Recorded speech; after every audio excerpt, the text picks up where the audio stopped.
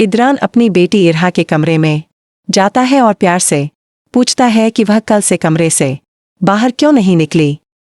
इरहा रोते हुए कहती है कि उसे समीन अपनी माँ नहीं लगती। उसे डर है कि समीन उसके बाबा को उससे छीन लेंगी। जब इदरान पूछता है कि यह बात किसने कही, तो इरहा बताती है कि शैला फूफो ने उसे यही समझाया है।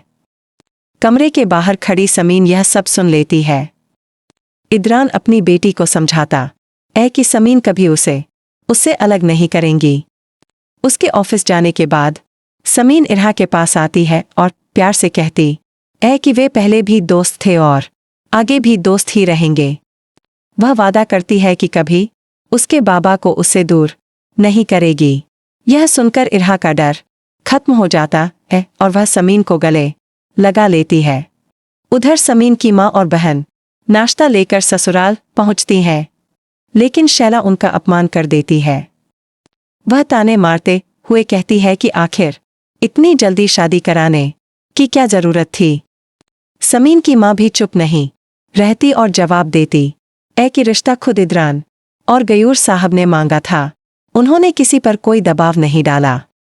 इसके बावजूद शैला उन्हें दोबारा घर न आने की नसीहत देकर वहां से चली जाती है। समीन अपनी माँ से मिलते ही फूट फूट कर रो पड़ती है।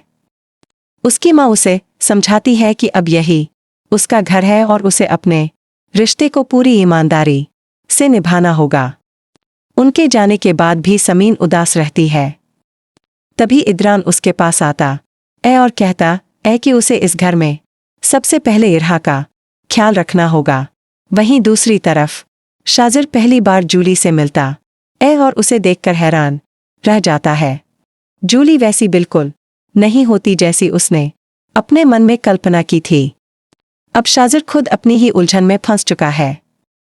अब देखना होगा कि क्या इरहा और समीन की बढ़ती हुई दोस्ती इदरान के दिल में भी समीन के लिए नई भावनाएं जगा देगी।